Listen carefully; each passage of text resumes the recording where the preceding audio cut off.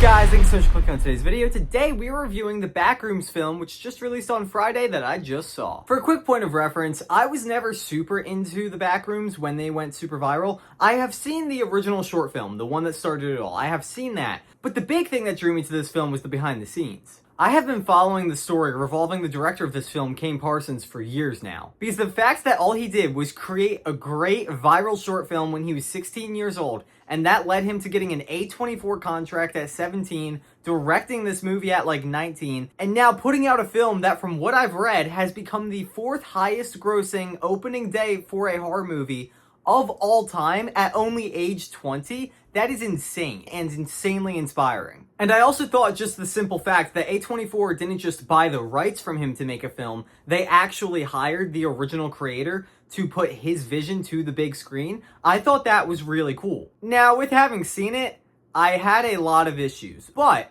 I think Kane did everything that he needed to do. The direction of this film is phenomenal. The vibes of this film are phenomenal. The atmosphere, phenomenal. Everything that the original short films nailed, this film does nail. And you can very much tell that it is being made by the same man who put all of the love and care into creating the original concept that even brought this to the big screen in the first place. The attention to detail and how immersive all of the scenes in the Backrooms felt was so well executed. But I think where this film really fell short was in the plot and character aspect. The cold open of this film is essentially just one of Kane Parsons' original shorts put on the big screen. And I thought that was an amazing cold open. It's just straight up found footage. And honestly, that initial part was so good and so engaging that I almost wish this film was framed more like Blair Witch Project. I almost wish it was fully found footage. I think if they made this just a really tight 80 to 90 minute runtime and structured it with a core group of characters getting lost in the back rooms, I feel like there could have been a really cool movie there. But after that cold open, we get into the actual film that this is. I did initially like what they were doing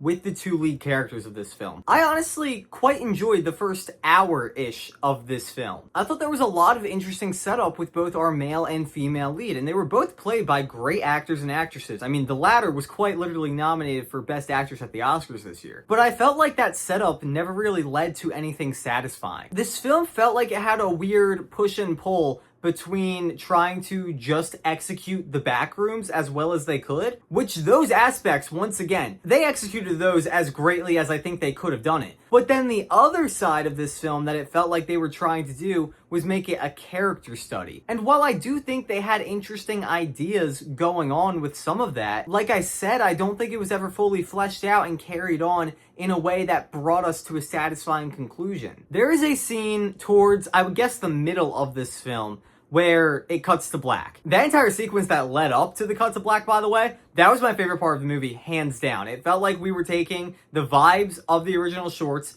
mixed with the bigger aspect and bigger characters of the film, combining them into one and doing a horrifying, immersive sequence. I'm trying not to describe it too in detail in case you have not seen the film, but if you've seen it, I think you will know what sequence I am talking about. That entire big found footage sequence with the three characters, I thought was perfect. That's what I was going into this film wanting. The exact vibes that they had in that scene, that was everything that I wanted this film to be. And I wish we delivered on a lot more of that. Because after that sequence, this movie completely lost me. In the back half of this film, it felt like they took one of our characters who we saw go from point A to point B in the first half of this film, and then they just moved them to point Z without fully showing us how they got there. So it felt like a massive chunk of character development was just missing, and then this entire scene at a table, I won't say anything beyond that, but the entire scene at the table where that problem starts just goes on and becomes like cartoonishly strange. I didn't feel like I was caring about anything that was happening anymore. I was just like, what are we doing? Because it didn't feel like there was a clear through line that carried us here. It felt like random stuff is just happening now. And from then on, it felt like randomness was just happening until we got to a point and the movie decided it was time for the credits to roll. I'm not saying I needed this to be an Oscar-level insane character study. Like I said earlier, I honestly think I might have preferred this if it was just a simpler found footage film. But it felt like the movie wanted to be a character-driven drama in some way, and I don't think that worked out at all. Everything in here revolving the lore and the entities and everything to do with the Backrooms itself, I found very interesting, I found very engaging. I thought all of that was handled amazingly. Same with, like I said previously, the atmosphere, the sound design, the intrigue, all of that, great. The direction and vision for this film was all carried out phenomenally by Kane Parsons. But I just wish that the story direction was also handled in a coherent, consistent way. So if you're just going into this looking for the atmosphere, looking for the vibes,